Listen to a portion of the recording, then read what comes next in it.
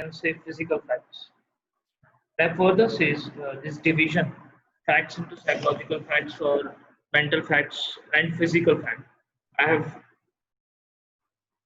read the definition clause. I have told you that this division of fact into physical and mental or a psychological fact is being done by Bentham first, and we have followed that definition. And thereupon, I have also said that our Indian Evidence Act further divides these mental or physical facts into fact and issue or relevant fact. Division of fact and issue or relevant facts. The division of facts into fact and issue or relevant fact is being done by Justice Munir. I have told this also. Fact and issue, आप अपनी video on कर सकते हैं ताकि मेरे से personally interact कर पाए, ताकि अगर किसी को कोई इशू हो रहा है वॉइस में समझने में तो मुझसे पर्सनली अपने विजन के थ्रू मैं उसको शायद ज़्यादा से इंटरेक्ट कर पाऊँ. ठीक है, लिखने में बहुत ज़्यादा टाइम हो जाता है. फैक्ट एंड इशू को बेसिकली फैक्टम प्रोबेंडम बोलते हैं. Factum probandum, that is principal facts. Similarly relevant facts को फैक्टम प्रोबेंशिया बोलते हैं. PROBINTIA, फैक्टम प्रोबेंशिया, और फैक्टम प्रोबेंडम, PROBANDUM, प्रोबेंडम.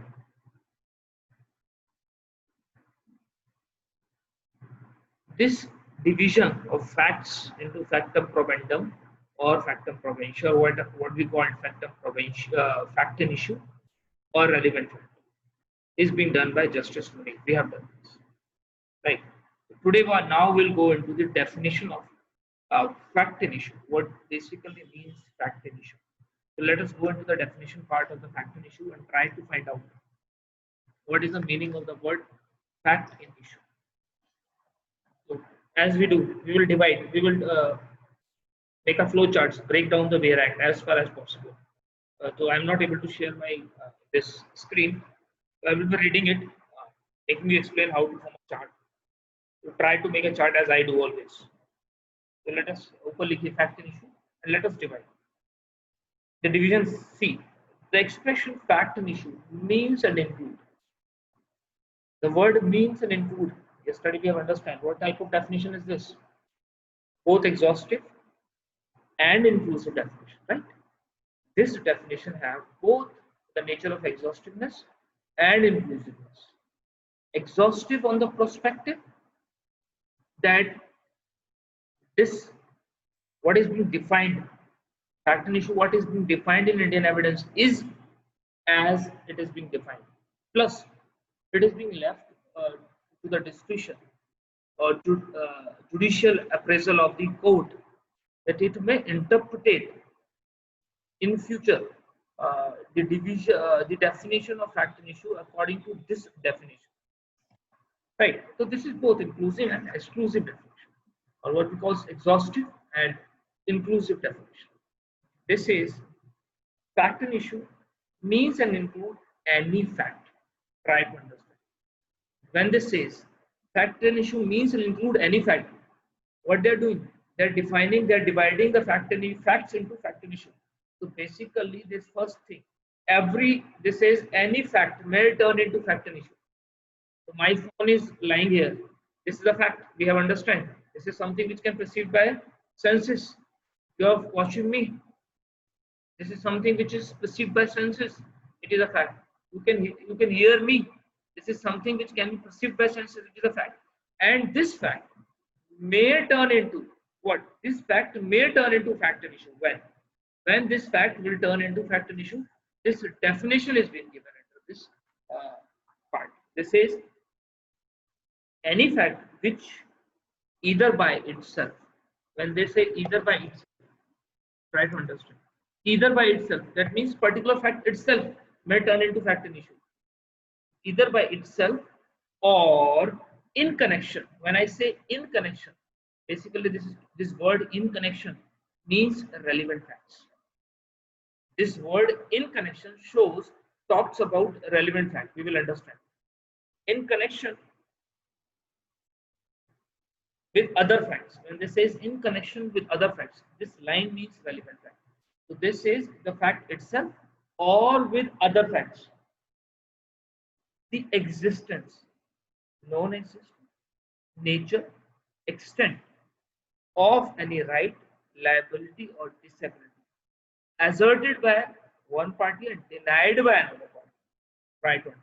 फिर हम इसको break down करते हैं. You just write down existence, then write down non-existence, then write down nature, and then write down extent. So when fact and issue के नीचे आप अगर define करेंगे तो उसको 4 arrow बनाइए, and I will show you the definition what is saying. First arrow, that is existence. Second arrow, that is non-existence. Third arrow, that is nature. Fourth arrow, that is extent. So nature of right, extent of right. When you write nature, nature of right or extent of right. अब what this definition is saying, मैं इसको फिर से read करता हूँ, इस breakdown के साथ read करेंगे. Any facts from which either by itself or in connection with other facts, existence of any right, existence के नीचे लिखिए, existence of right, liability or disability.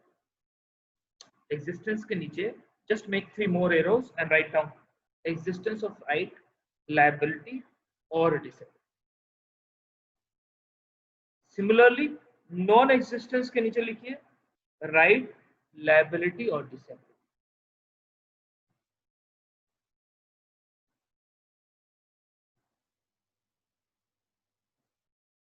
फिर उसके नीचे नेचर के नीचे फिर लिखिए राइट, लायबिलिटी और disability.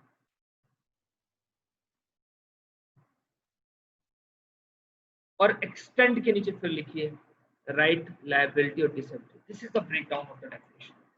Try to understand what this definition is saying.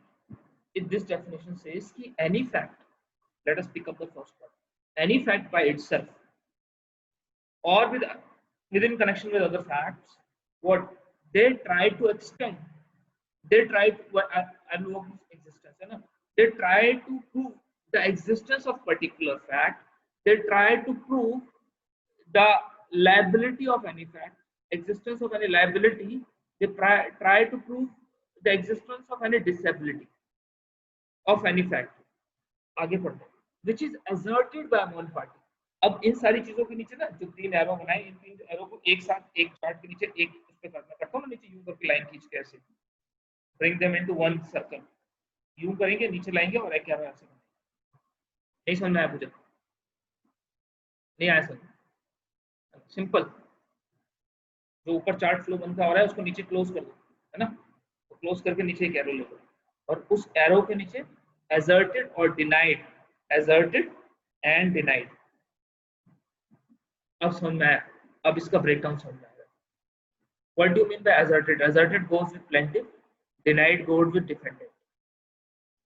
बोलते हैं any fact in which plaintiff, मैं अब डेफिनेशन को बिल्कुल उल्टा पढ़ूंगा, दोबारा से ध्यान से देखिएगा. जो एग्जिस्टेंस वाली लाइन को ही पढ़ूंगा, नॉन एग्जिस्टेंस वाली लाइन को नहीं पढ़ूंगा. पहली लाइन को लेता हूँ, जो आपने एरो बनाया ना, हम उस वाली लाइन को ही उल्टा पढ़ेंगे. तो आपने ऊपर से लिखा होगा फैक्ट एंड इशू और in connection with fact and issue. ऊपर से देखते भाई existence of right, liability, disability, asserted और denied. आया ना? यही लिखा हुआ है आपकी बिल्कुल लाइन में. हम इसी लाइन को पढ़ेंगे सिर्फ. इस लाइन को देखिएगा और तो try to understand. This says the fact which is asserted. What do you mean by asserted? Admitted by one party, है ना? That is plaintiff. The fact which is asserted by one party and denied by another party, they are fact in issue. How they are fact in issue? This is, for example, a fact which talk about the existence of any right asserted by one party, denied by another party. It will be turned into fact in issue. Similarly, any party which existence of any liability, there is the existence of any liability which is asserted by one party and denied by another party. It is fact in issue.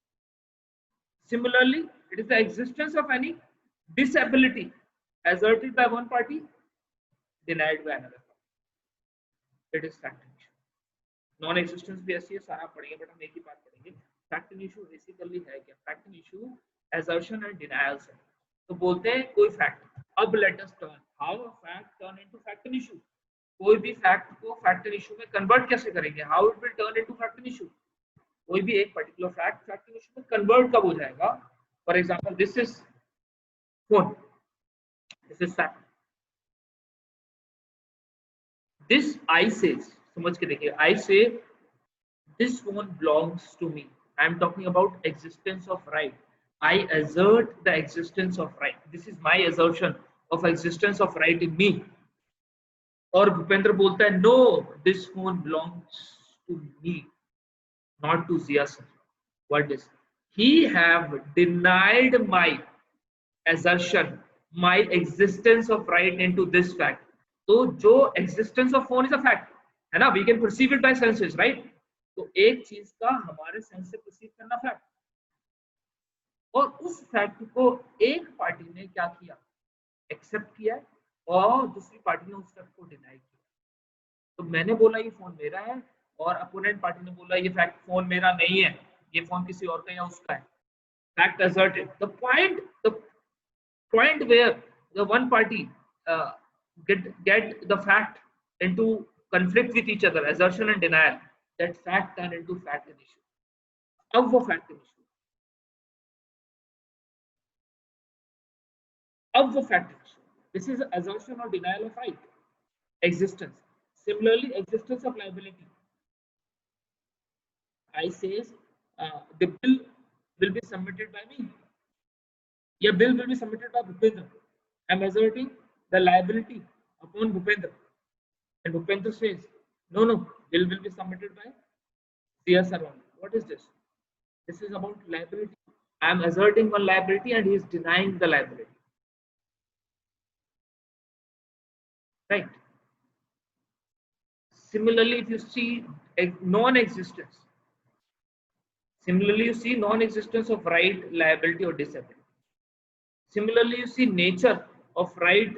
What do you mean by nature of right and liability and disability? What do you mean by nature? For example, I say it is a case of breach of contract. So A and B have a contract, and suppose there is a breach of contract, suit has been filed. अब पहला fact and issue क्या होगा? पहला अगर fact and issues का बनाना होगा तो क्या होगा? Obviously, I am saying there is a contract. B is saying there is not a contract. The first fact and issue whether there is a contract or not, है ना? This is the existence or non-existence of right. फिर I am saying कि he is the person who breached it, और वो कहता है नहीं, I have never breached it, rather he is the person who has breached it. The second question होगा whether the contract was breached by second, third, who breached the contract. This is what? This is defining my liability, whether who is liable. अब फिर क्या होगा? फिर मैं बोलूंगा due to this breach I got lost of 1 lakh rupees. और वो क्या बोलेगा? नहीं, there is no loss for such breach of contract. This is what? This is the existence of my liability और non existence of my liability. मैं अपनी ये बता रहा हूँ कि ये इतना लायबल है, वो बोल रहा नहीं, मैं इतना लायबल नहीं हूँ। Whether there was a loss of 1 lakh rupees or not, right? This is fact and issue. Obviously, in CPC it's called issue of fact, वो बात हो सकती है, don't worry about it, but try to understand. Assertion और denials जो, तो जब भी facts is asserted by one party and it is denied by another party, ठीक है? तो जो उस assertion, डिनायल्स में और assertions का जो क्वेश्चन रेज बनता है, जो क्वेश्चन बनता है whether there is particular existence or not, वो जो क्वेश्चन है वो fact and issue.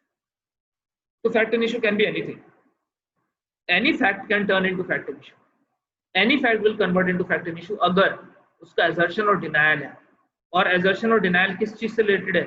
It extend to right, liability और disability of existence, non existence और नेचर ऑफ राइट, लायबिलिटी और डिसेबिलिटी। कितने को समझा है? How many people have understand? नहीं समझा? तो कितना एक्सटेंट तक राइट है, कितनी एक्सटेंट तक लाइबिलिटी, कितनी एक्सटेंट तक डिसेबिलिटी है, नेचर ऑफ राइट क्या है, नेचर ऑफ लाइबिलिटी क्या है, नेचर ऑफ डिसेबिलिटी क्या है, वो for example bisect case, there is a gas, whether there is a gas leak or not, first bisect gas leak है ना, तो this will define the what, this will define the existence or non existence of right, है ना. But second, whether this was due to some force majeure reason or it was negligence, this will define what, this will define the extent of liability, extent of disability, ये भी factor issue है, ठीक है. तो वो सारे factors जब तक डिनायल नहीं होगा, अब डिनायल नहीं होगा तो फैक्टर इशू बनेगा ही नहीं. फॉर एग्जांपल मैंने बोला फोन मेरा है और भूपेंद्र ने बोला हाँ सर का फोन है, this is always fact, this is not factor issue, है ना, this is not factor issue. Factor issue कितने को समझना है. So any form of fact, whether psychological, whether physical, ठीक है, it will turn into, may turn into, I will say, it may turn into fact issue if it is asserted by one party and denied by another. Done. And this relevant, विकास पूछ रहा है, relevant का effect कौन सा होगा, वो भी होगा, वो will come to that also, don't worry about that. अभी तो हम fact and issue को समझने की कोशिश कर रहे हैं, obviously relevant fact को भी समझने की कोशिश करेंगे. I am still trying to कि मैं अपनी स्क्रीन शेयर शायद हो जाए, ठीक है, अगर स्क्रीन शेयर हो पाती है तो मैं शायद ज़्यादा अच्छे से उस चीज़ को समझा पाऊँ.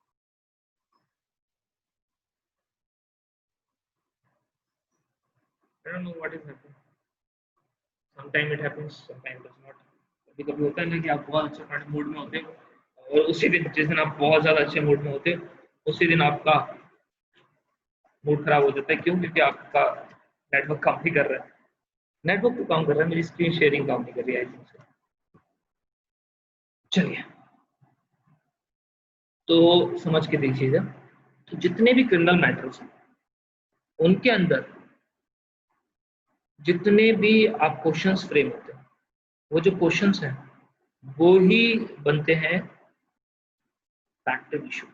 तो एज क्रिमिनल केसेस के factor issues. What about civil cases? Do we have fact and issue in civil cases also? ये बड़ा important है. If I go into the explanation,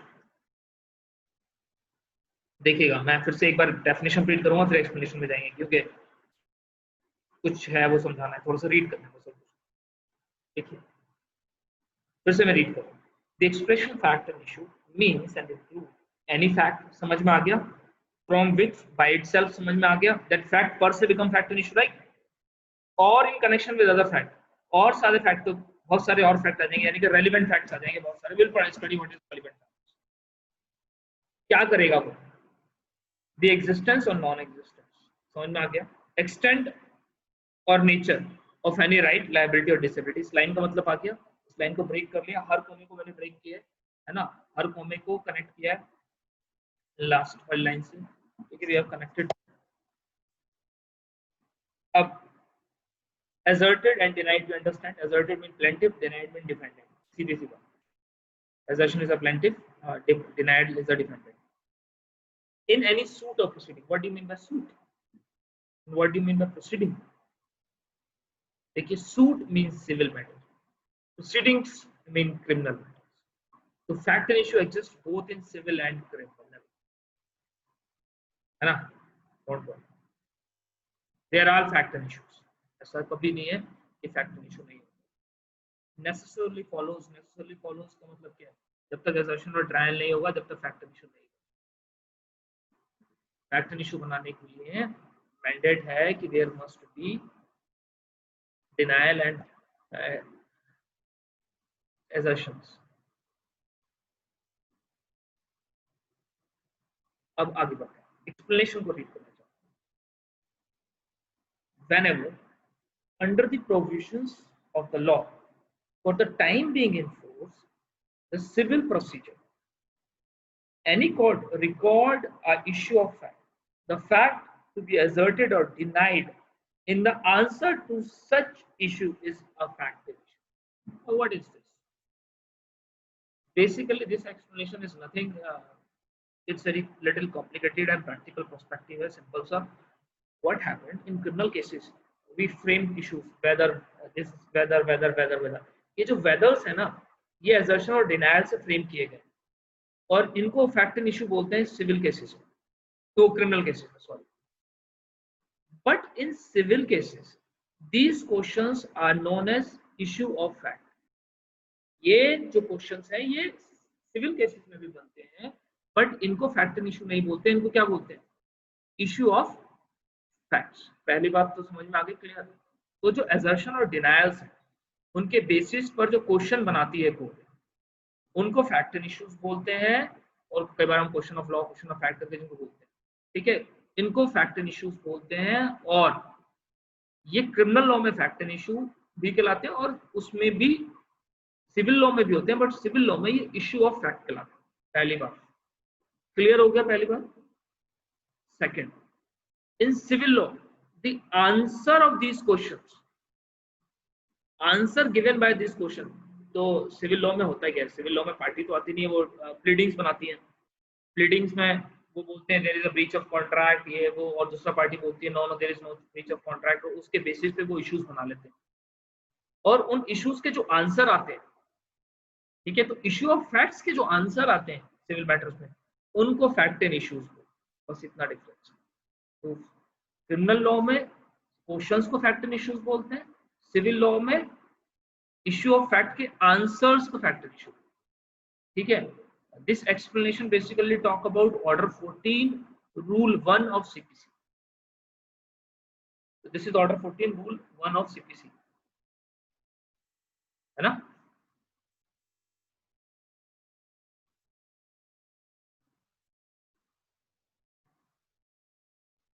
कितना को समझ में? Basic basic. कोई ऐसा है जिसको नहीं आया, एक बार वो पूछ सकता है मुझसे, हैंड रेज कर सकता है. Any person who is not able to understand. Gaurav समझ आ रहा है? मैथ्यू, फरा, वैदेही, स्तुति, ओके ओके. और किसी को कुछ और पूछना है? सिंपल सी बात फिर से करने की कोशिश करते हैं. What is the difference between fact and issue और इशू ऑफ फैक्ट? सिंपल सी बात ये है कि जो सीआरपीसी में फैक्ट एंड इशू है वो सीपीसी में इशू ऑफ फैक्ट कहलाता है.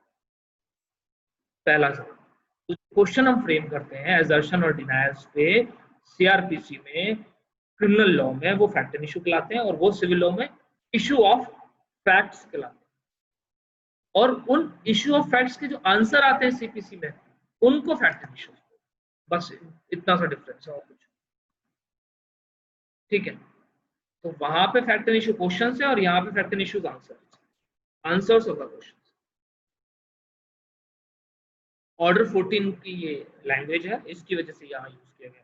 तो ऑर्डर 14 के अंदर ये लैंग्वेज दी है कि what is the issue of facts. कहते हैं the issues framed by the parties, वो courts upon the assertions and denials of the party, the answer to those issues will be considered as fact and issues. तो उसको explain किया यहाँ पर. ठीक, nothing big. चलिए अब बुक दे रहा है, क्लिक कर रहे हैं तो इलस्ट्रेशन को एक बार रीड कर लेते हैं, आपको समझ में आएगा जो पढ़ाया है वो बुक में. ठीक है, होपफुली समझ में आ गया होगा. मैं बहुत सारे चार्ट्स बनाता हूँ बट ठीक है, लेट इट बी, अच्छा ही होगा. कुछ ना पढ़ने से तो बहुत थोड़ा सा पढ़ लेना ठीक है ना. तो मैं कुछ नहीं चाह रहा हूँ कि ऐसा ना हो कि कुछ ना पढ़ने मिले, थोड़ा भी पढ़ने मिले. मुझे तो टाइम लग रहा है ना, तो मैं सोच रहा हूँ तुम लोगों को भी ऐसा ना हो. I am so much into all this काम. चलिए, आज मैं practising as I am practising as an advocate in my father's. ठीक है, तो I am always as a lawyer मैं यहाँ पर रहता ही हूँ क्योंकि मेरा सिग्नेचर रहता है. My father is on the rest and court is going on, तो obviously you can not go on rest. तो I have to be, तो I am आजकल I am going to court and I don't have dresses. ठीक है, तो I use the legacy of my father. तो अपने father की legacy की वजह से बिना ड्रेस के भी अपीयर हो जाता है. ठीक है, बट लोअर कोर्ट्स में it's okay, specially knew it doesn't work. कुछ नहीं होता, चलता है. But practicing is always troublesome to me because मेरे को लॉ समझ में आता है और यहाँ पे लॉ तो लोगों को समझ में आता नहीं है ना. तो I always have a fight with a judge. Okay, today I also have a fight with the judge. There was an issue. The matter was already been decided by the court.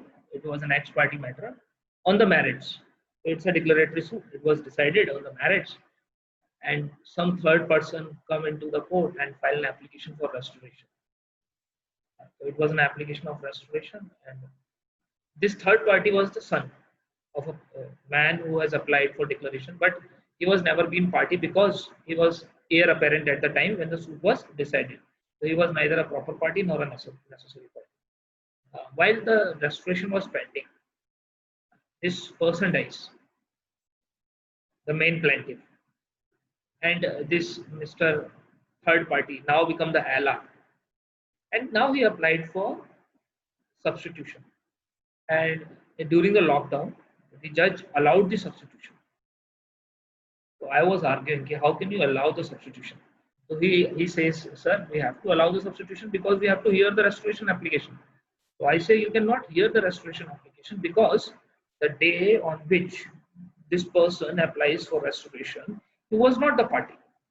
And this cause of action was over. And it was ended. Once the cause of action is ended and it was decided on the marriage, the concept of res judicata come into play. Now the person and his LR are bound. No, if his LR is not okay, then instead of going for restoration, his LR must go for some appeal. But they cannot come here in this court because this court has decided the matter. But he is not listening. Sir, this restoration application is to be heard and the substitution is to be allowed. When if you allowed the substitution, that means you are giving a rebirth to a matter which already been decided and disposed of by you. And court does not have jurisdiction. Once it has decided the matter on the marriage, it loses its own jurisdiction. Either it will go in review, either it will go in revision, either it will go into appeal, but in a main cause of action. So we have an argue for half an hour. This advocate also was arguing, अरे ये कैसे लिए बोल रहे हैं, इनका तो plaintiff is already died, he is not advocate of the plaintiff, we are the LRs and now we are not hiring him, why is this being? And it was so tough. At last I lost the argument, and obviously next date has been fixed. So in next date I will be filing an application of 151 and challenging the motion of this. But it was always, the judge was so dumb to understand this. You should all not be so dumb. Take it that you should not understand the legal language. Obviously some cause of action is already over.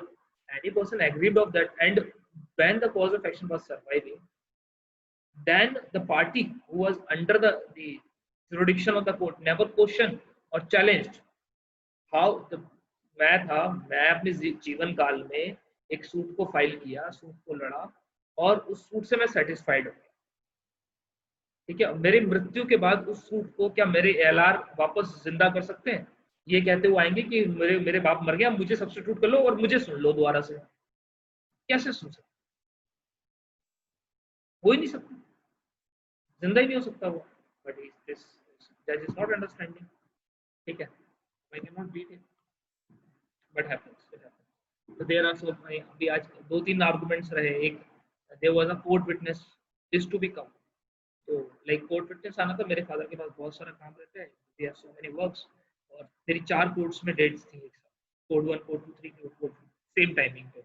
So I was in Court 1, Court 2 का judge में date था and उसमें court witness has to come. Court witness means court ने एक witness बुला रखा था, उसको examine करना. वो कोर्ट विटनेस आया नहीं, एंड जज साहब ने क्या किया, आई वाज अपसेट क्योंकि मैं दूसरी कोर्ट में कर रहा था. तो he dismissed my file, dismiss in default due to absence of plaintiff. तो मेरा क्लाइंट भागा भागा मेरे पास आया, मैं भी गया. मैंने क्या, उसने बोल दिया कि अब तो डिसमिसल कर दिया. मेरा तो दिमाग खराब हो गया. फिर मैंने उसको एक एप्लीकेशन लिख के उससे एक क्वेश्चन पूछा. You can ask question to जजेस, question answer. I asked a question, under which provision of the law this provision has been provided that when the court witness is not available, then it is a default of the party. Will it be called a default of the party or default of the court that the court witness is not coming? And if it is a default of the court, then do court have a jurisdiction to dismiss the suit on default of the plaintiff? Then this judge called my father कि आपका बेटा तो सीधा मेरे ऊपर ही मेरे jurisdiction को challenge कर देता है, प्लीज डू समथिंग। तो मेरे फादर ने बोला कि अच्छा देखते हैं। तो फिर उन्होंने बोला कि instead of filing this application you filed a restoration application और जज साहब विल रेस्टोर इट, बिकॉज वो एप्लीकेशन वहां लग जाएगी, कर देगा, इट्स कॉल्ड फॉर द काम, तो वहां रिकॉर्ड पे चला गया तो हायर कोर्ट में जाएगा तो his authority will be challenged. तो जज को समझ में आ गया, बट तो फिर I file an restoration application on the same day, तो उसने उसे रेस्टोर कर दिया। बट आजकल I am dealing with all this, मैं ये सब when I was in my law first, second, third year, I used to do all this with my father as a munshi, but I am doing it again. I'm enjoying it these times. Okay, but it's always hectic for law. It's much in, my father is much into agriculture provisions, so tehsil code, SDM code, and so as basically district court also. But so SDM code hota hai, SDM is not well versed in law. He's a PCS, he's not PCSJ, and that is a problem. उनको law नहीं समझना, उनको evidences नहीं समझना। Like I was doing examination was going on कल, आज की बात है मॉर्निंग, तो examination of patwari regarding property was going on, the advocate was doing, तो आई वाज स्टैंडिंग देयर, तो he was asking some leading questions, तो आई अपोज्ड। तो एसडीएम साहब के पेशकार साहब बैठे हुए थे, बोलता रहे वकील साहब चलने दो, कैसे चलने दो, आप लिखो मेरा अपोजिशन। तो बोलते यार आज तक तो किसी ने लिखवाया नहीं है, अब आप भी लिखवाओगे तो ये कैसे चलेगा, ऐसे तो जिरे ही नहीं हो पाएगी, या नहीं मत होने दो जीरो, ठीक है, बट अब तो होगा, लेट इट बी। बट ठीक है, मैं यहाँ पे 2 महीने रह गया तो मैं उनको वकालत सिखा के जाऊंगा, ये तो ठीक है, either they will teach me not to do वकालत, है ना, और I will teach them how to do. तो आप जब अच्छे से जज बनो तो बस ये वाली गड़बड़ मत करना जो यहाँ होती है, या not even understand the law. ये अच्छा जो हो गया तो हो गया, अगर आपसे कोई गलती हुई है, आपके पास अमेंडमेंट पावर है सीपीसी में 151 में, आप उसको अपनी एडमिट करके आप 151 को यूज करके आप उसको क्योर कर लो, है ना। और वैसे भी मिस्टेक ऑफ लॉ पे लिमिटेशन एक्ट नहीं लगता, when there is a mistake of law done by a court, there is no limitation provision applies, 30 साल बाद भी उसको क्योर किया जा सकता है under section 151 if it is a mistake of law. So obviously I have interpreted law, yeah, I have understand the law in a wrong way, so I am not a god, I can find out the solution। चलिए, but मजा आ रहा है आजकल, है ना, but मुझको dress चलाना पड़ेगी, बिकॉज मैं कुछ 10 दिन ऐसे खींच कर रहूंगा तो ड्रेस काम होगा। चलिए, let us read the illustrations। A is accused of the murder of B। At the trial, the following facts may be in issue. First, that A caused B's death. Second, that A intend to cause B's death. Third, that A had received grave and sudden provocation from B. 3 issues. A has caused B's death first. Second, that A intended to cause B's death. 3, that A had received grave and sudden provocation from B. That at the time of doing the act which caused B's death was by reason of unsoundness of mind, incapable of knowing the matter. Why this is factor issue? How it has turned into क्यों? क्योंकि assertion, murder की बात हो रही है तो assertion हुआ होगा। क्या assertion है? Cause B's death। क्यों? क्योंकि एक बोल रहा है A की डेथ हुई है, एक बोला नहीं हुई है, तो A से डेथ है, B बोलता है नहीं, मतलब B स्टेट बोल रहा है कि नहीं है, तो एक फैक्ट इशू क्या बनेगा? That A caused death B। अच्छा, ये फैक्ट इशू क्यों नहीं बना कि whether it is a murder, whether there was a murder or not? Why it is not fact issue? ये भी तो फैक्ट इशू बनना चाहिए था कि whether there is a murder or not, बनना चाहिए था, नहीं चाहिए था? It is a case of A is accused of murder of B can why not this is an fact and issue, इसको फैक्ट एंड इशू क्यों नहीं बनाया कि that there is a murder of B और not, ये fact and issue बनाया ना। देखो the try following may be in issue, first that A cause B's death, ये भी तो सकता है that B was murdered, that B was murdered, why this is not the fact, because the body has already been found, nobody can deny the murder, can anyone deny the murder, body is there है ना, body मिल गई ना, तो you cannot deny the fact, that fact has become permanent। अब B मरा हुआ पड़ा है, बोल रहे हो कि बी का मर्डर हुआ है क्या, अरे भाई पड़ा हुआ मरा तो ये है, तो इसको कैसे डिनाई करोगे, मर्डर तो हुआ। अब ये किसने किया, ये fact issue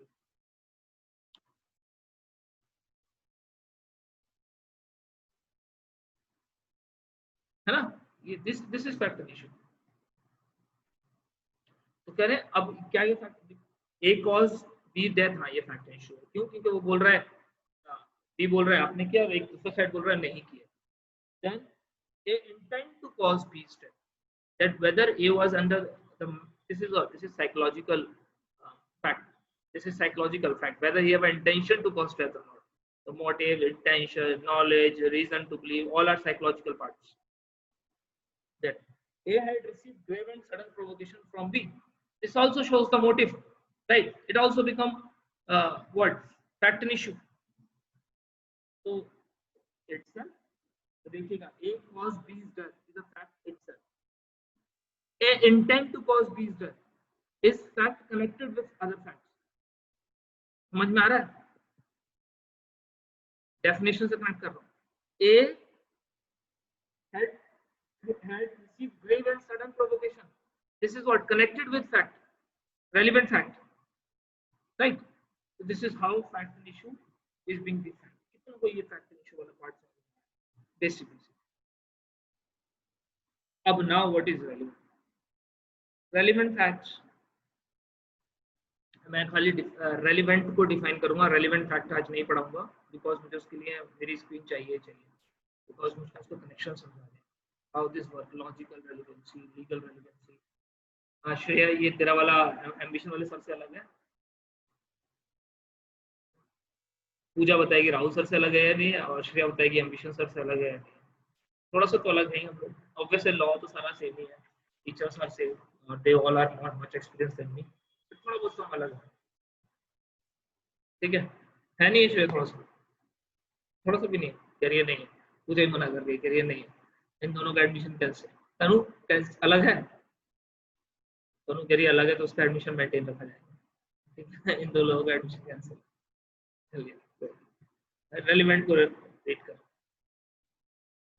one fact is said to be relevant to another when the one is, पहले बहुत ध्यान से पढ़िएगा, one fact is said to be relevant to another when the one is connected with other in any of the ways referred to the provisions of the act relating to the relevancy of it, वो सारी बातें बोलते हैं, one fact is said to be relevant when it is connected to another fact, one fact is said to be relevant when it is connected to another।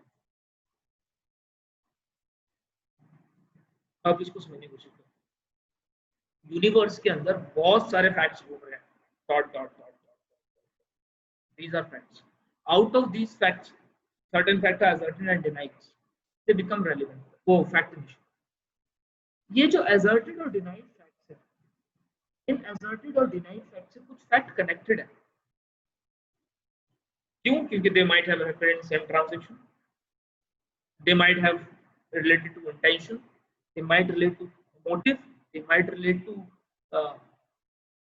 cause, they might relate to time, they might relate to explanation, it can be anything, और उसकी वजह से वो fact and issue से connect हो गए, या फिर वो फैक्ट एंड इशू से कनेक्टेड नहीं है, वो फैक्ट इशू से कनेक्टेड फैक्ट से कनेक्टेड है, तो जो फैक्ट एक दूसरे से कनेक्ट होते हैं इस तरीके से कि वो फैक्ट एंड इशू तक पहुंच जाए, वो फैक्ट्स जो फैक्ट ऐसे कनेक्ट होते हैं कि वो फैक्ट एंड इशू से पहुंच जाए, वो सारे के सारे रेलिवेंट फैक्ट्स। तो basically relevant facts are evidentiary facts और फैक्ट इशू। इस कॉन्सेप्ट को मैं अभी यहाँ पे खत्म नहीं कर रहा हूँ, डोंट वरी, मैं स्क्रीन के साथ ही शेयर करूंगा उसको, बट मैं बेसिक कॉन्सेप्ट समझाने की कोशिश कर रहा हूँ कि relevant facts are those fact which are connected to fact and issues, that is they are the supportive facts, they are evidentiary facts of the fact and issue. तो वो फैक्ट एंड इशू के evidentiary facts हैं, वो fact and issue से किसी वजह से connect हो गए, और जो ये वजह है कनेक्ट की, this connection, this thread of the connection is known as relevancy. वो जो थ्रेड है जिससे वो कनेक्टेड है, that is relevancy, which is a subjective concept. तो relevancy is a subjective concept. What do you mean by subjective concept? We will understand, don't worry. तो fact and issue समझ के देखिएगा। एक पृथ्वी बनाइए, पृथ्वी, एक पृथ्वी है ना, नहीं पृथ्वी नहीं समझ में आता है, मैं स्क्रीन तो शेयर नहीं कर सकता, बट व्हाइट बोर्ड तो मेरे पास है ही ना थोड़ा सा, I can do little bit of drawing for the time being. ये वाला तो दिख रहा है ना सबको? ये दिख रहा है? अरे वेरी गुड, बस तो काम। I will draw designs. Are there designs? Format is this only. Is there any design system? नहीं है design system. Stamps are. Oh yes, there is a design. There is a. Oh, very good. This is a universe. सबको दिख रही है universe? इस universe के अंदर क्या घूम रहा है? कुछ घूम रहा है इस यूनिवर्स के अंदर। एक चीज है that is known as this. ये सबको दिख रहा है? इसको बंद करते हैं, ड्रॉ करते हैं। अब इसको मुझे पेंसिल, अब इसमें पेंसिल कहाँ से आती है?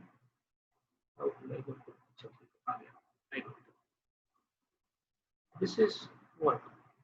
Let me do some drawing on this. This is also a fact, but this has turned into a fact in issue. Try to see. तो यूनिवर्स के अंदर ऐसे ऐसे ऐसे बहुत सारे फैक्ट, ऐसे सॉरी ड्राइंग का इशू है, ड्राइंग इशू। इरेजर भी कर दो, इरेजर आ गया, तो लेट इट बी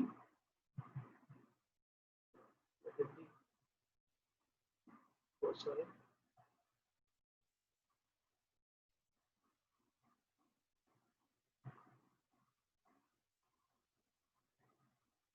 इतने सारे फैक्ट्स हैं। Yes, all these are facts. All these are facts. All these are facts.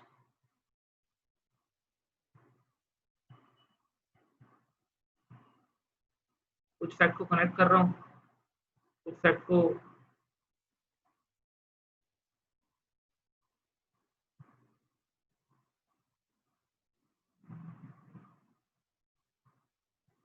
ये सब फैक्ट्स है, ये सब फैक्ट्स है।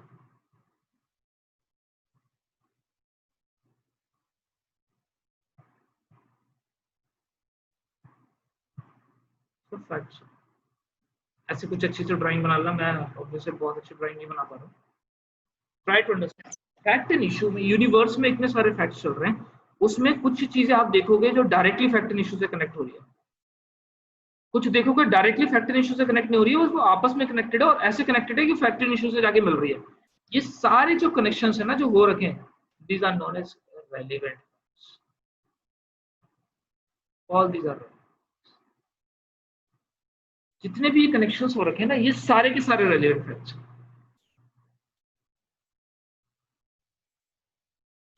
और जिस लाइन से ये जुड़े हुए हैं,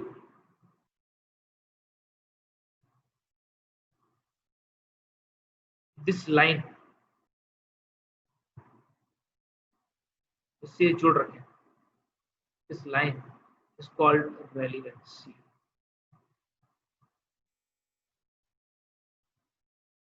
स्पेलिंग ड्राइंग रेलेवेंसी भी ड्राइंग है, I can not type it यहाँ पे। This is called relevancy. तो समझ के देखिएगा, तो दुनिया में बहुत सारे फैक्ट्स, सारे के सारे फैक्ट। हो सकता है कभी उड़ता उड़ता ये फैक्ट भी यहाँ पे आ जाए और वो इससे कनेक्ट हो जाए, possibility. Not not a big deal. ठीक है, जब जब वो कनेक्ट हो जाएगा फैक्ट एंड इशू से, वो रेलिवेंट फैक्ट कहलाएगा।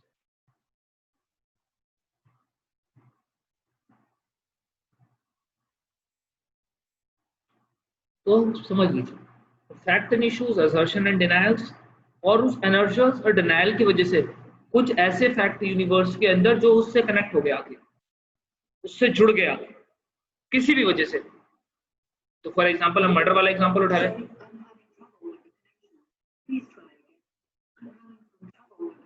मेरा my Shri saying she is not able to connect my, आजकल मैं काफी वो श्री है मेरे पास, मैंने अलेक्सा भी ले लिया क्योंकि आजकल वो ही मुझे गाइड कर रही है। Alexa is very good. Actually, my father is into use to of books reading. So now he's having eye issue. So he cannot read books. He cannot see anything. और मैं Kindle पे हूँ, तो I M Kindle पे मेरे पास books reading है, मेरे पास books का बहुत कुछ है। तो उन्होंने मुझे बोला कि I will be having a rest only when I have an option कि वो चीजें अच्छी चीजें रहे। तो मैंने उनके लिए अलेक्सा मंगाई है। All day is she is reading everything for my father. कोई बुक रीड करके दे देना, ठीक है, is always with the Alexa। और शाम को मैं भी देख एंजॉय करता हूँ।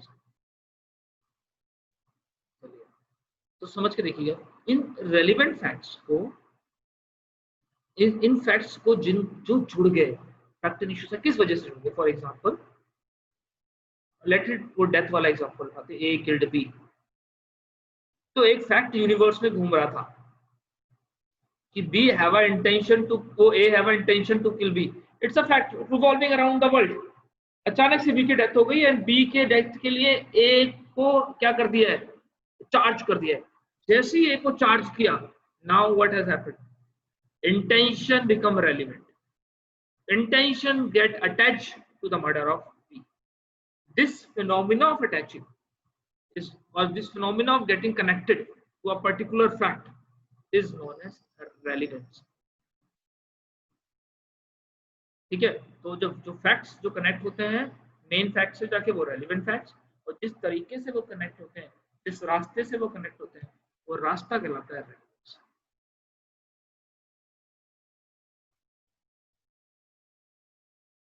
राइट।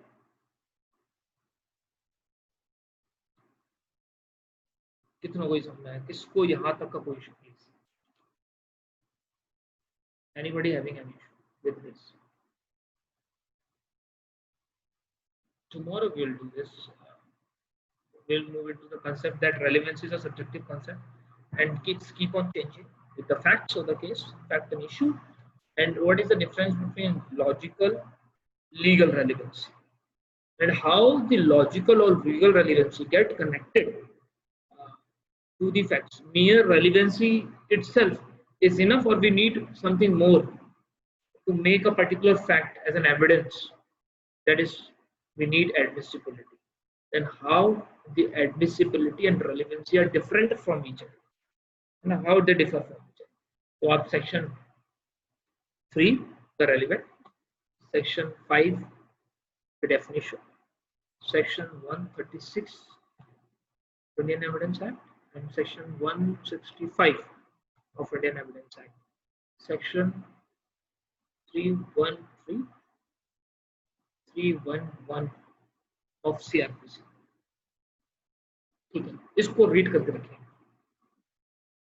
ठीक है, और होपफुली सेम टाइमिंग रहेगा, बट हम विश करेंगे कि कल मैं स्क्रीन शेयर करूँ। ठीक है, अर्श को म्यूट करना है। You have 2 question. अर्श अनम्यूट किया तुमको, तुम 2 3 4 5 क्वेश्चन पूछे बेटा, किसने मना किया? Hello sir. हाँ बोलो। हाँ सर, ये कल जो आपने सर लेक्स फॉर आई वाला कॉन्सेप्ट समझाया था सर, उसमें मुझे बस एक एग्जांपल क्लियर नहीं हुआ सर। ये वाला जो आपने बताया था ना, मर्डर इन पाकिस्तान और फिर ट्रायल इन दिल्ली, एक बार फिर से बता दीजिए। क्या बताना है इसके अंदर? सर आपने इसका जो कॉन्सेप्ट बताया था, मतलब कौन सी बात ये कि फॉर एग्जांपल किसी का मर्डर हो गया पाकिस्तान, इंडियन कोर्ट्स की प्रोटेक्शन है जिसका, और उसका ट्रायल भी इंडिया में हो गया। वैसे पाकिस्तान में हो सकता है ट्रायल, बट इंडिया में ट्रायल हो गया उसका। हाँ ठीक है, तो एविडेंस एक्ट वहाँ का लगेगा। इंडियन कोर्ट में ट्रायल चल रहा है तो इंडियन कोर्ट्स का एविडेंस एप्लीकेबल होगा या पाकिस्तान कोर्ट का? इंडियन कोर्ट्स का। ठीक है, Indian court will apply Indian evidence. Okay. और सर इसमें भी ये था ना कि A and B have a contract in Dubai और suit is filed in Delhi court, तो यहाँ पर भी according to Indian evidence evidence हाँ अप्लाई बिल्कुल, होगा, राइट? बिल्कुल। अच्छा। और सर अभी जो आपने आज के क्लास में जो एग्जांपल दिया है ये फोन वाला, जैसे आपने कहा कि फोन है, ये तो एक फैक्ट है, लेकिन ये फोन आपका है और मैं कह रहा हूँ कि ये फोन आपका नहीं है। सर ये तो हो गया एग्जिस्टेंस, यहाँ पे हम कह सकते हैं कि existence of right is asserted by one party and denied by the one party, ठीक है। फिर सर बिल भरने की बारी आई तो वहां पे हम कह सकते हैं existence of liability is asserted by one party denied by. Disability का भी एग्जांपल दे दीजिए सर। अच्छा, sir what you mean by disability? तो मैंने उसका हाँ बाइसेक वाला एग्जांपल दिया था ना, मैंने बोला था कि नेग्लिजेंस नहीं है, वो कह रहा है नेग्लिजेंस है, तो this create liability and disability. तो same way if you see punishment को लेके, हाँ I am not punishable for this act, this is about disability, और तुम कहते हो नहीं नहीं you are punishable for this act, and I say I am not punishable. For example, I claim general exceptions, ठीक है, तो I am claiming my disability and you are saying नहीं नहीं you does not fall into journal, तो मैं बोलूंगा my murder has caused but it was caused due to unsoundness of mind, and so I'm claiming disability and you are saying no no there is no existence of disability because you were not unsound of mind. है ठीक है जी जी ठीक है sir. Sir और जो ये जो आपने इलस्ट्रेशन करवाई है सर, इसमें जितने ये 4 पॉइंट्स लिखे हैं दो क्वेश्चन कि पूरे हो गए तेरे। हाँ, चल अरे सर मुझे अचानक से दिख गया ये अच्छा तो सर इसमें ये है कि ए कॉज बी इज डेथ और ए इंटेंडेड, फिर ग्रेव एंड सडन प्रोवोकेशन, फिर है चौथा है अनसाउंड माइंड। ये चारों फैक्ट इन इशू है सर। हाँ, चारों फैक्टर इशू बनेंगे ना, चारों को असर्ट और डिनाइड किया होगा ना। अच्छा ठीक है सर, 100 ठीक है बने, सर। 200 बने, 300 बने, जितने फैक्ट्स को एक पार्टी असर्ट करेगी दूसरी डिनाई करेगी, वो सारे जी के सारे फैक्टर इशू, जी जी जी जी और ठीक है सर। उनको जो ओके प्रूफ किया जाएगा एविडेंशियली फैक्ट्स के थ्रू, तो सारे के सारे relevant facts. Sir relevant facts को हम ऐसे भी तो कह सकते हैं जो फैक्ट इन इशू के होने की संभावना को बढ़ाते हैं या कम करते हैं, ऐसा कुछ कह सकते हैं।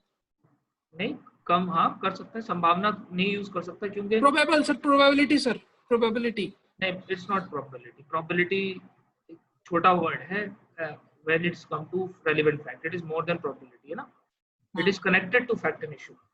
तो probability is not about connections, it is happening और नॉन हैपनिंग, बल्कि relevant facts are connected directly, जब तक वो डायरेक्टली कनेक्टेड नहीं है, चाहे फिर वो उसको बढ़ाएं या उसको कम करें, बट उनका डायरेक्ट कनेक्शन है। Probability is not about connections, तो that's why we don't use word probability. तभी सर तो जैसे इसमें सेक्शन 11 में वर्ड प्रोबेबिलिटी यूज किया गया है, बट पर्टिकुलर फैक्ट के लिए तो वर्ड प्रोबेबिलिटी रेलेवेंट फैक्ट से बहुत छोटा है। सर जैसे इसमें लिखा है कि ए कॉज बी इज डेथ, ये फैक्ट इन इशू है। अगर हमें ये फैक्ट मिले कि उस वक्त जिस वक्त ए की डेड बॉडी मिली उससे 1 घंटा पहले ए बी के कमरे से बाहर निकलते हुए पड़ोसी ने देखा था, नेबर ने देखा था, तो इसको हम कह सकते हैं रिलेवेंट फैक्ट है। बिल्कुल relevant, this is a relevant fact, this is a relevant last scene theory. ठीक है सर, थैंक यू।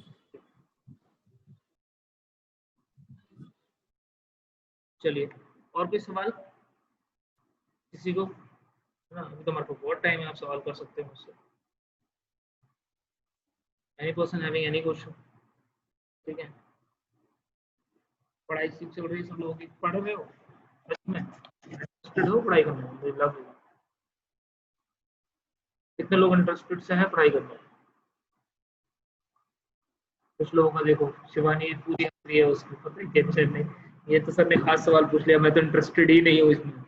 ये कैसा सवाल है सर, मुझे पता है कि ये तो है ना, आई नो। बहुत सारे पूजा एकदम पागल हो गई है, कह रहे सही सवाल है सर, कौन इंटरेस्टेड है पढ़ाई करने में? हाँ, आजकल बहुत ज्यादा नेगेटिविटी आ रही होगी, आसपास के लोग बहुत ज्यादा नेगेटिव कर रहे होंगे, आपको कोई नोटिफिकेशन नहीं आ रहा, कुछ नहीं होने वाला, 2020 में कुछ नहीं होगा, है ना, ब्ला ब्ला ब्ला ब्ला, सब कुछ होने वाला है। और यूपी नोटिफिकेशन आ रहा है, UP is coming, most probably 5-6 दिन में आ जाएगा नोटिफिकेशन, 450-500 सीट के साथ। तो it has been already being sent to high court, ने ऑलरेडी आयोग को भेज दिया है, ठीक है। और हाई कोर्ट ने कल सर्कुलर भी लॉन्च कर दिया, because UP government is starting Gram Nyayalaya, ठीक है। तो यूपी हाई कोर्ट ने एस्टेब्लिश किया ग्राम न्यायालय, तो वो जाएगा। सो कहते हैं, मर्दुल कहता है कोरोना से बच जाए पहले तो सब कुछ हो जाएगा। बच ही जाएंगे बेटा। इंडिया में किसी को कुछ होने वाला है क्या? इंडिया में कुछ नहीं होगा, है ना? हमारे इंडिया में कुछ नहीं होता किसी को। लास्ट सेमेस्टर होंगे, हाँ भैया एग्जाम तो होगा ही। क्या फ्री में पास होना है क्या बलजीत? अगर बेटा फ्री में पास होगा तो तेरे से बड़ा बुरा हाल हो जाएगा। क्यों? क्योंकि वो एवरेज परसेंटेज निकालेंगे, और एवरेज परसेंटेज पिछले 5 सेमेस्टर की 45% बन रही है, तो इस बार 45 ही आएगी कम से कम, है ना? तो एग्जाम हो जाए तो बढ़िया है। तो एग्जाम भी होगा, और किसी को कुछ होने भी नहीं वाला, डोंट वरी। कोविड-19 इंडियंस पे रिसर्च चल रही है अभी बाहर, एक रिसर्च कर रहे हैं इंडियंस के ऊपर, ये ऐसा क्या खाते हैं कि फुल पॉल्यूशन जिंदा है, ठीक है, पानी में जहर जिंदा है, ठीक है, इनके हॉस्पिटल गंदे बट ये जिंदा है, इनके घर गंदे रहते हैं जिंदा है, नाले पूरे फुल चलते हैं गंदगी से बट ये जिंदा है, इनका सारा फूड अडल्ट्रेट है बट ये जिंदा है, ठीक है, हर दूसरे आदमी को कोरोना है बट ये जिंदा है, ठीक है। तो ये जिंदा क्यों है? हर पूरा देश, पूरा वर्ल्ड कह रहा है कि हमारी इकोनॉमी 2.9 चली गई, 2.1 उससे भी नहीं चली गई होगी ना। मेरी फैमिली में भी 2 people positive sir, it's dangerous. अरे कुछ नहीं होगा, मैं तो बता रहा हूँ, हमारी इंडिया की इकोनॉमी बोलते हैं 2.1 चली गई, मुझे भी लग रहा था पता नहीं क्या हो गया। हर दूसरे घर में शादी हो रही है, सुनारों की दुकानें फुल खुली है, हर मेरा दूसरा तीसरा चौथा फ्रेंड टाटा की गाड़ी खरीद के 4 व्हीलर और बोल रहा है मेक इन इंडिया, है ना। नोट 8 लॉन्च हुआ, मेरी सिस्टर को नोट 8 खरीदना था, तो उसने मेरे को लूट लिया उसका बर्थडे का, ठीक है, वो भी लॉकडाउन में लूटा उसने मुझे। तो आई इट टुक मी 3 वीक्स उसके लिए नोट 8 खरीदने के लिए, बिकॉज वो 12 बजे सेल आती थी अमेजोन पे, 58,000 का फोन है, 50,000 का फोन है, 12 बजे सेल आती थी, 12 2 पे खत्म हो जाती थी। काहे की कमी, काहे की इकोनॉमिकल क्राइसिस, हमारे देश में कोई इकोनॉमिक क्राइसिस नहीं है, ठीक है, सब गवर्नमेंट, बस गवर्नमेंट गरीब हो गई है, लोग गरीब हो गए हैं, ठीक है। एग्जैक्टली यस, 1+8, सॉरी नॉट 8 नहीं, it's 1+8 actually, exactly you right, 1+8, मुझे तो नाम भी नहीं बताया देखा, सो 1+8, तो वो 1+8 भाई साहब, मैं उससे पूछा तो ऐसी, हर गोलगप्पे वाले की गोलगप्पे फुल बिक रहे, सब लोग एकदम, मैं हमारे यहाँ पे ना एक स्वीट्स वाला है, काफी मशहूर है, ठीक है, तो मैं वहाँ पे से जाता हूँ, तो मैं अक्सर, मेरे को मीठा पसंद है, मैंने सोचा मैं भी चलूँ, बहुत जमाने से मीठा नहीं खाया, तो आज मैं यहाँ से खरीद कर ले लेता हूँ, मीठा खा लूंगा। तो मैं अंदर घुसा, मुझे लगा कोई होगा नहीं, मुझे मुझे आई वाज फीलिंग बैड कि यार इतने में भी अंदर देख के आई वाज शॉक, जैसे नॉर्मल भीड़ होती है वैसी ही भीड़ है ना, कुछ हुआ नहीं। तो मैं अपने, मेरे ताऊ इज नॉट एजुकेटेड, तो मैं, मेरे father is not well and he is very connected to his brother, तो बोलते हैं यार भाई को बुला ला है, मिलना है, मैं गाँव चला गया, बस after 5 year I am meeting to my ताऊ, मैं अपने गाँव नहीं जाता बिकॉज मेरे उनसे बनती नहीं है आइडियोलॉजिकली। तो ही वाज हैविंग अ हुक्का, बैठ के गाँव में, गाँव वाले जैसे हैं लेते हैं हुक्का, इज हैविंग अ हुक्का। तो मैं गया, मैं, माय ताऊ is 10 year older than my father, he is 75 80 के अप्रॉक्स, 75 के अप्रॉक्स, फुल दाढ़ी वाड़ी एंड एवरीथिंग, है ना। तो मैंने बोला ताऊ को, मैंने सलाम किया, तो ही वाज हैविंग हुक्का। 2 मिनट हुक्का लेने के बाद ये बोलते हैं हाँ ठीक है, बताओ क्या काम। तो मैंने कहा चलो गाड़ी लेके आया हूँ, फोन कर दिया था मैंने अपने भाई को कि, तो बोलते हैं ठीक है खड़े रहो अभी, हुक्का पीना। 15 मिनट उन्होंने हुक्का पिया, पूरा खत्म किया, ठंडा हुआ, मैं गाड़ी में खड़ा था, फिर वो चले, वो बैठे, मैंने मास्क लगा लिया, जैसे ही मैंने मास्क लगाया, ये क्या कर रहे हो तुम, ठीक है, ये गवर्नमेंट की बातों में तुम आ गए, तुमने देखा, तूने पकड़ा आज तक किसी को कोरोना को, तूने देखा कोरोना, मुझे हुआ कोरोना, देख अभी हुक्का पी गया सारा का सारा अंदर जला के आ गया मैं कोरोना, है ना। एंड ही वाज लाइक, फिर घर पे पहुंचे तो मेरी mummy, like we sanitise everything, ठीक है, तो जैसे घर पे पहुंचे तो जो मेरा सर्वेंट है उसने नॉर्मल, जैसे मैंने मनोदय किया, उसको भी मैंने बोला हुआ है कि आप हैंड सैनिटाइज करा लीजिए, और हमने वहाँ पे चप्पल रखी हुई है, ठीक है, तो वो चेंज करा के वाली चप्पल पहना दीजिए, ऊपर नहाने के लिए ताऊ। तो जैसे अच्छा हुआ, अरे ताऊ या कोई अच्छू तू, मेरा कोई दिमाग खराब है, ठीक है, और तुमने मुझे क्या समझा हुआ है एंड एवरीथिंग, और फिर बड़ी मुश्किल से भैया, बट ताऊ है, मानना पड़ा। तो इट्स लाइक, तो मैं, मेरे एरिया में तो हमेशा बोलते हैं कि तुमने देखा कोरोना क्या, कोई कोरोना वोरोना नहीं है, बेवकूफ बना है, इंडिया में कुछ नहीं। तो टाइम्स ऑफ इंडिया की न्यूज़ पढ़ा कल, have you read times of India news yesterday's report? Times of India ने एक एवरेज रिपोर्ट निकाला है, टाइम्स ऑफ इंडिया का 4th पेज पे था कि the speed which we are going right now, If it continues like this and no vaccinations come within 6 months, so in February we were having 2.5 lakh cases per day in India, and India will be the worst country to get affected in the world, क्योंकि 2.5 लाख पर cases, तो 2.5 लाख का मतलब 133 करोड़ है। कितने दिन लगेंगे? 6-7 महीने। 106-7 महीने में 133 करोड़ में से हर किसी को होना है। Nobody get it. हाँ, it's MIT की exactly, बिल्कुल you're right, MIT की रिपोर्ट है ये, ठीक है। तो MIT की रिपोर्ट से पास क्लियर है, तो कोई भी नहीं बचने वाला 133 करोड़ में से, ना आप ना मैं। तो सिंपल सा फंडा क्या है, घर पे काढ़ा बनाइए, खूब सारा पीजिए, और बाहर निकल के जितनी भी गंदी हवा है, ऑक्सीजन है, वो लीजिए। मेक योर फेफड़ेज एंड किडनीज, ठीक है, acquainted to less breathing, less oxygen. तो आप अपने आप को अच्छे से इस चीज के लिए आदत डाल दीजिए कि कम ऑक्सीजन में भी जिंदा रहा जा सकता है, ठीक है। क्यों? क्योंकि कोरोना यही तो करता है, वो आपके ब्रीदिंग इश्यूज क्रिएट करता है ना। तो आपको ब्रीदिंग इशू की, तो इंडियंस के साथ कुछ नहीं हुआ, उनको ऑलरेडी ब्रीदिंग इश्यूज है। अरे भैया, ऑस्ट्रेलिया के अंदर IQ लेवल जैसी वो AIQ, ऑल एयर क्वालिटी का जो लेवल है, वो जैसी ही वो ग्रीन से येलो होता है, दे लॉक डाउन एवरीथिंग, है ना। हम तो चलते ही रेड पे, रेड से सुपर रेड पे जब जाता है तो कहते भैया अभी 2-3 दिन के लिए ऑडियंस इवन कर दो, वरना हमारा नॉर्मली रेड चलता है।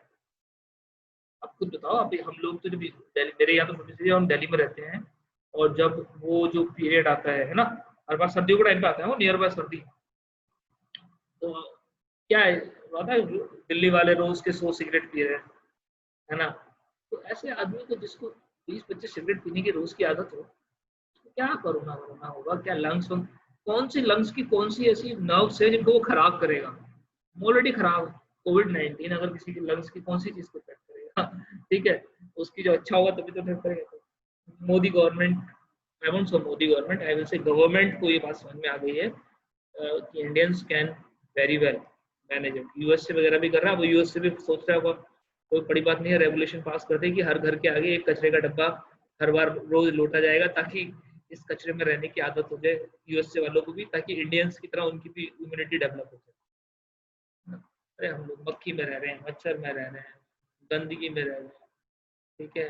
इतना कुछ तो बर्बाद करने जैसा है पोटेंशियल कोविड-19। बट हाँ, एक चीज पे इफेक्ट करने वाला है, जो छोटे स्मॉल बिजनेसमैन से like me, they will get affected.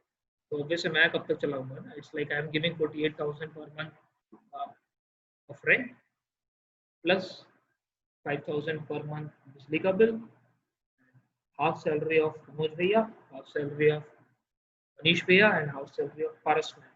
It's still going on. How much time I will can carry it? So like it's very hard to carry it to such an extent. तो कब तक carry करेगा? फिर उसके बाद क्या होगा? उसके बाद प्रैक्टिस करेंगे, है ना। मैं तुमको वीडियो पे पढ़ाऊंगा और उसके बाद प्रैक्टिस क्या करूँगा यहीं पे, फिर थोड़ा सा पैसा इकट्ठा करके भाग जाए, या फिर क्या करेंगे, चोरी करेंगे घर पे। मेरे पापा का बहुत पैसा है, ठीक है, तो एक 2 दिन का हिसाब गड़बड़ कर दूंगा, ठीक है, ऐसा कर देंगे। चलिए, सबके पीजीज एग्जैक्टली जितने लोग हमारे यहाँ रहते हैं, मुझे लगता है सारे लोगों ने पीजी छोड़ दिया है। जहाँ वहाँ रह रहे थे उनके पीजी वाले हो गए, जैसे जितने भी स्मॉल बिजनेसमैन है उस सभी को, बुक शॉप वाला हो गया। Education is been worsely affected by this. Education हुआ है, एजुकेशन फील्ड है जिसको माना जाता था कि कभी वर्ल्ड में वो अफेक्ट नहीं करता है, उसको सब जितने भी छोटे स्कूल्स है, प्राइमरी स्कूल्स, उनको, लेकिन मुझे लगता है जिनकी गवर्नमेंट जॉब थी उनके अलावा जितने भी लोग हैं ना, सभी को अफेक्ट किया, सभी को। एडवोकेट्स हैं, बड़े एडवोकेट तो बहुत अच्छे चल रहे हैं, बट छोटे एडवोकेट जिनका वहां जाए बिना काम ही नहीं चलता, और 80% एडवोकेट्स आर लाइक दिस, 80 से भी ज्यादा। तो जब तक वहां कोर्ट में जाएंगे नहीं, जब तक, और इस दिवाली के बाद, एक दिवाली इन नवंबर, हाँ मुझे भी लग रहा है हमारे सेंटर्स, जो कोचिंग सेंटर है वो दिवाली से पहले नहीं खुलेंगे। तो मुझे दिवाली से पहले नहीं खुलते हैं तो ठीक है, कोई बात नहीं, नवंबर दिसंबर जब अगर मैं तब तक खींच पाता हूँ तो खींच पाएंगे, नहीं खींच पाते हैं तो हम देख लेंगे कोई और छोटी सी जगह, जहाँ से हमने पहले स्टार्ट किया था वहीं से स्टार्ट करेंगे, ठीक है। But it's a reverse circle now, and this is not for me. मैं जिन्होंने मेरे को पहली बार कोचिंग पिलाया था, Ali Naqvi GS academy, it is close, वो ऑलरेडी क्लोज कर चुके हैं, मतलब they have vacant their places. जो हमारे ऊपर विप्लव IAS था, they have vacant their places. तो हमसे नीचे दो सेट, हमारी कोचिंग में जो हमसे नीचे वाला कैरियर लीडर था वो और मैं, उसको छोड़ के 2 लोग खाली कर चुके हैं। हमसे पीछे आशीष अरोड़ा क्लासेस थी, they have vacated the place, but उन्होंने अपना ऑफिस रिटेन किया है। तो उनकी एक प्लेस थी और ऑफिस था, तो ऑफिस 20,000 और अदर फॉर 50,000, तो उन्होंने सारी क्लासेस वैकेट कर दी हैं। They have retained only the office. But कुछ लोग हमारे जैसे जिनका ऑफिस और बिल्डिंग पूरा एक है, तो they have to vacate all, तो they are vacating, every person is doing this. You remember अभी एक हमारी जब just Laxmi Nagar metro station के नीचे ही एक CA की क्लासेस खुली थी, बहुत बड़ी सी, जहाँ पे पहले बुलडॉग का शोरूम हुआ करता था, वहाँ पे खुली थी उसने, CA अरोड़ा या पता नहीं जो भी, I don't know, he has vacated it. तो उसने शायद उसमें लाख करोड़ों रुपए लगाए होंगे, आई थिंक उसने उसको पूरा रिकंस्ट्रक्ट कराया था, रिमेंबर, बहुत अच्छे से। NK अरोड़ा, पता नहीं CK Arora, I don't remember the class, ठीक है, CA था, he was a CA। So it was rent of 4 lakh he was giving. How can he be giving? So he was giving from last 2 months. खाली कर दिया. Now he's only in the office of. तो बहुत जितने भी हैं सबने लगभग they are getting it done. तो एजुकेशन पे लाइक मैं जितना देखा हूँ एजुकेशन पे इफेक्ट किया है। छोटे जो बिजनेस एंटरप्रेन्योर्स थे उन पे अब दिखाई देने लगा है। किसानों पे इतना फर्क नहीं पड़ा है अभी तो, बट जो छोटा किसान है उस पर बहुत ज़्यादा इम्पैक्ट आ गया, बिकॉज उसका प्रोडक्ट्स में, छोटा किसान का मतलब जो सब्जी वाला है ना, सब्जी उगा रहा था, जो फल उगा रहा था, उनकी फसल बर्बाद हुई है, उनकी सेल नहीं हुआ, उनको बहुत कम पैसों में गया है। जो ये PG खोलते रेंट पर, दिल्ली में तो लाइक दिल्ली सबसे ज़्यादा इफेक्ट क्यों होने वाला है, like Mukherjee Nagar has got पूरा vacate, Laxmi Nagar has been vacated, Rajendra Nagar has been vacated, तो जितना भी स्टूडेंट एरिया था वो वैकेट कर दिया गया। तो यहाँ की जो पब्लिक थी, जो यहाँ के रेजिडेंट थे, वो डिपेंडेंट ही थे इनके रेंट्स पे, है ना। अब रेंट्स ही नहीं आ रहे तो उनके खर्चे नहीं चल रहे होंगे। सेम वे हमारा शॉप ओनर है, उसको भी तो लॉस हुआ है, क्योंकि उसको भाई 2 लोग 50,000 वाले चले गए, 1 लाख पर मंथ का उसको इनकम आना बंद हो गया, ब्लॉक हो गया, है ना। तो उसका वो 1 लाख कहीं तो वो कर रहा होगा ना, फर्दर कहीं एक्सपेंड कर रहा होगा, तभी 2 लाख या 3 लाख जो उसको रेंट आ रहा है वो घर पे तो नहीं रख रहा होगा, ही इज इन्वेस्टिंग समवेयर। अब वो आधा हो गया तो उसका इन्वेस्टमेंट आधा हो गया, तो उसकी वजह से जिसका इन्वेस्टमेंट उसने जहाँ इन्वेस्टमेंट करना था वहां नहीं कर रहा है, तो वहां इफेक्ट हो गया। It's a chain effecting everyone, ठीक है, बहुत कुछ है। सुसाइड्स मैंने शायद आपको बताया था, सुसाइड्स की तो we are going to have a chain of suicide, ठीक है। गौरव सर, सब्जी महंगी इसलिए हो रही है क्योंकि 30 लाख किसानों को सब्जी ही नहीं खरीदी, exactly, many suicides happening, mental health issues,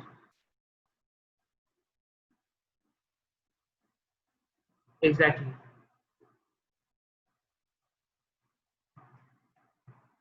exactly, बहुत बुरा हाल है। तो let's see, hopefully we are very good situation, ठीक है, we are very good situation, touch wood. तो बस आप तैयारी करो, तुम लोग सबसे ज्यादा हैप्पी होना चाहिए, बिकॉज एक तुम लोग हो जिनको ये बहुत पॉजिटिवली आया है। क्यों? क्योंकि तुम्हारा कंपटीशन का पीरियड था 2020 में, तुम्हारे घर वाले तुम्हें कुछ नहीं कह सकते। 1 साल घर बैठ के पढ़ाई करते ना, लट मार मार के ठीक कर देते। मेरे फादर तो कहते 1 साल से कुछ नहीं किया इसने, बर्बाद कर दिया। अब जब भी कुछ कहेंगे तो सीधा बोलना, भैया क्या कोरोना वायरस में क्या करूंगा, वो कहेंगे नहीं नहीं बेटा घर बैठ के पढ़ाई कर, तुझे कुछ नहीं करना। You can take it as optimistically, है ना, ऑप्टिमिस्ट हो जाओ, पॉजिटिव, तुमको फायदा हुआ तो तुमको घर पे कोई प्रेशर नहीं है कि बेटा तू एग्जाम तो दे, तू पढ़ नहीं रहा है, तू कुछ नहीं कर रहा है। अगर तुम पढ़ भी नहीं रहे तो भी वो बोल देंगे अच्छा ठीक है, क्या पढ़ेगा, अभी तो पता भी नहीं है नोटिफिकेशन कब आएगा, क्या जॉब करने जाएगा पता भी नहीं है ना, होगी भी नहीं, जाना भी नहीं है। ब्रदर अभी तो आजकल मॉम डैडी बोल रहा हूँ कहीं जाना ही नहीं है, सारे मॉम डैडी ये बोलेंगे। अगर मान लो लाइक 31st को कोचिंग खुलती है और मैं खोलता हूँ, मुझे नहीं लगता कि किसी के मॉम डैडी उसको आने देंगे बाहर से। 31 जुलाई को अगर मैं खोल भी देता हूँ, they won't allow, they won't say कि अभी जाना है coaching, they will only say कि नहीं नहीं अभी कोचिंग नहीं जाना। ओके सर, जब तक कोविड-19 दिल्ली में कंट्रोल नहीं हो जाता, जब तक, आज का कितना, कल कितना बड़ा था, कितने लोग आए थे, मैं तो अब तो गिनना ही शुरू, कल कितना था, 25,000 टोटल काउंट, 24-25 हज़ार रुपये तो चल रहा है ना पर डे। आज का है 24 है ना, 24,000 है आज का, मतलब कल का 24,000 पर डे। 24 पे तो हम ऑलरेडी पहुंच चुके हैं, और 2.5 लाख, अभी हमारी 2.5 लाख भी हमारी वो नहीं है क्या है ना, एक पीक, उस पीक के बाद नीचे आएंगे हम। तो ये मान लिया MIT ने कि 2.5 लाख भी हमारी पीक नहीं है, तो इट माइट बी पॉसिबल हम 3 लाख पर डे भी आ जाए। 3 लाख पर डे के हिसाब से अगर हम 133 करोड़ को मल्टीप्लाई करते हैं तो 30 दिन में खत्म कर देंगे, है ना। 30 से 40 दिन 50 दिन लगेंगे खत्म कर देंगे। तो भी आप देखते लेट्स, चलिए बट आप पैनिक मत करिए, आपको उस बीच में जुडिशरी का एग्जाम दे देंगे आप, ठीक है। और जुडिशरी एग्जाम देने में बड़ा फायदा है, 50 लाख का मेडिकल वो मिलता है ना। तो कोविड-19 से पूरा सेफ हो तो 50 लाख, और ऊपर से जज साहब को होगा तो वैसे भी डालेंगे, ठीक है। 7.5 लाख केसेस क्रॉस किए, चलिए बढ़िया। थर्ड आ गए ना हम लोग, तो already third in the rank, यहाँ पे टॉप सबसे आगे है हिंदुस्तान, है ना। बट इसके लिए गवर्नमेंट को भी सोलली रिस्पॉन्सिबल नहीं ठहरा सकते, we all are government initial stage में गवर्नमेंट रिस्पॉन्सिबल थी, बट अब तो हमें रिस्पॉन्सिबल, हम लोग मतलब you all, me you and everyone sitting around, ठीक है, वी आर समवेयर रिस्पॉन्सिबल। क्यों हम नहीं जा रहे हैं तो हमारे घर से कोई जा रहा है ना कोई तुम्हारे आस पड़ोस, हर किसी के पास में कोई ना कोई एक बंदा तो ऐसा है जो मानता है कि कोरोना नहीं होगा, हर किसी के पास एक आधा क्यों होगा। हाँ हाँ एग्जैक्टली मृदुल, लोग पॉजिटिव, तुम छोड़ो लोग पॉजिटिव है, हमारे यहाँ पे क्या चलता है, हमारे यहाँ पे रिपोर्ट निगेटिव कराने के 20,000 रुपये लेते हैं कि आप पॉजिटिव, आपकी रिपोर्ट हुई, आपको निगेटिव चाहिए, बस आपको 20,000 रुपये दे रहे, निगेटिव रिपोर्ट आ जाएगी। इंडिया इसमें हर चीज में जुगाड़ है, it's happening, Bareilly and Meerut में this is happening. Mild symptoms क्या बेटा, पूरे सिम्टम्स वाले ऐसे ही घूम रहे हैं, ठीक है। रिपोर्ट्स पॉजिटिव नेगेटिव दिखा रहे हैं, नेगेटिव्स को पॉजिटिव दिखा रहे हैं। तो सर हमारे यहाँ पॉजिटिव आदमी ने हलवा बनाते हैं, अच्छा ठीक है चलो बढ़िया, सबको खिला भी दे उससे क्या। पॉजिटिव आदमी हलवा बना के सबको खिलाया, it's happening, it will happen. मेरा office like you see like my office, if you see my office, like you show you my father's office, this is my father's office, many people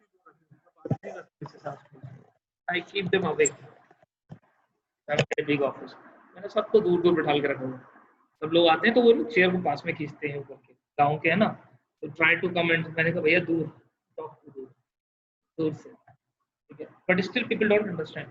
आधे लोग तो नाराज हो जाते हैं इस बात से कि आप लोग ऐसा क्यों कर रहे हैं, ठीक है अपनी। चलिए कल मिलते हैं इसी टाइम पे 6 से, विश की कल मेरा ये चालू है, बट 6 से ही क्लास रहेगा, because 6 is the appropriate time, मेरा ऑफिस बंद हो जाता है तो शो में, ठीक है। मैं कल सिग्नल्स का देखता हूँ, चलिए थैंक यू वेरी मच, और आप पढ़ते रहिए, और जिन लोगों को मैंने वो बोला हुआ है अर्जुनी जजमेंट क्वेश्चन में भेज दूंगा, मैंने मैसेज मिल गया मेरे को, ठीक है। बाकी जो जजमेंट राइटिंग वगैरह का बोला हुआ है, जिनको जो एग्जाम नहीं दे रहे हैं वो वैसा करते रहे, और जो एग्जाम की तैयारी कर रहे हैं वो अपना करते रहे। मैं कोशिश कर रहा हूँ, मैं कंपनी लो का टीचर ढूंढ रहा हूँ, it will take me 2 to 3 days maximum this week, ठीक है। तो उसके बाद 5 days का 6 days का वी हैव अ कंपनी लो का स्पेशल क्लासेस। कोई और एक आधा सब्जेक्ट है तो वो या तो मुझको ग्रुप पे पर्सनल मैसेज पे या फिर नीनू को इन्फॉर्म कर दो कि ये वाला टॉपिक और होगा, ठीक है। जो हमारी रेगुलर क्लास से हटके वो, तो रेगुलर क्लास में आप कोई बोलेगा सर मेरा वो भी करा दीजिए CPC, मेरा IPC करा, अगर ऐसा किसी ने बोला, ठीक है, तो नहीं बोलने का, समझ में आया, ठीक है। वो तो हो ही गए ना। पूजा समझ में आ रहा है, हेडफोन लगाया तूने, तेरे को आवाज आनी चाहिए पूरी। देखो मैंने पूजा का नाम लिया नहीं चीज से ही, देखो मुझे कितना पता होता है, मतलब मैंने बोला है और मुझे प्राइवेट मैसेज आ गया उसका, सर टेस्ट कब स्टार्ट होगा, आई नो पीपल, ठीक है। रूल मैं टेस्ट सीरीज की यार कोशिश कर रहा हूँ, I am surely planning for it. मुझे एक बार दिल्ली जाना है, बिकॉज हमारी सारी बुक्स एंड जितने भी क्वेश्चन फ्रेमिंग से वो वहाँ है, तो टू माई फादर इशू में जा नहीं पा रहा हूँ। फर्स्टली तो मैं जाऊँगा एक, सेकेंडली मैं ऐप को iOS पे लगा हूँ कोशिश में, बट iOS अप्रूव नहीं हो पा रहा है हमारा, जैसे ही iOS अप्रूव होगा नेक्स्ट डे से मैं फॉर श्योर टेस्ट सीरीज चालू करा दूंगा, डोंट नॉट वरी। मैं खुद बहुत ज्यादा उस चीज के लिए पैनिक हूँ, क्यों, क्योंकि वहाँ पर कोई और ऑप्शन नहीं था। मैंने खुद 20 से 30 हज़ार रुपये इसीलिए खर्च किए कि वो टेस्ट सीरीज वाला ऑप्शन मैं एक्टिवेट करा। It will take this week maximum, अगर इस वीक में होता है तो जितना मैं यहाँ से कर पाऊंगा, और 11-12 तारीख के बाद एक दो दिन के लिए या दो होल डे के लिए I will go to Delhi, तो मेरे जो सारे लैपटॉप्स वगैरह वो मैं ले आऊंगा उठा के, तो it will be start functioning 15-16 तारीख से will have regular test series, don't not worry about, I am trying my best, ठीक है, तो डोंट वरी अबाउट दिस, तो करा है। चलिए, बट जब तक आप अपना सिलेबस पूरा करके चलिए, ताकि कि 15 तारीख को जब मैं टेस्ट सीरीज दूं तो एक एक दिन में बात, एक एक दिन गैप करके भी अगर हम टेस्ट सीरीज करें तो आप मेंटली प्रिपेयर्ड हो कि हाँ ये मेरे सब्जेक्ट सिर्फ रिवाइज होने हैं, मैंने करके इनको साइड में रख लिया है, इतना आप करके रखो, राइट। चलिए, थैंक यू।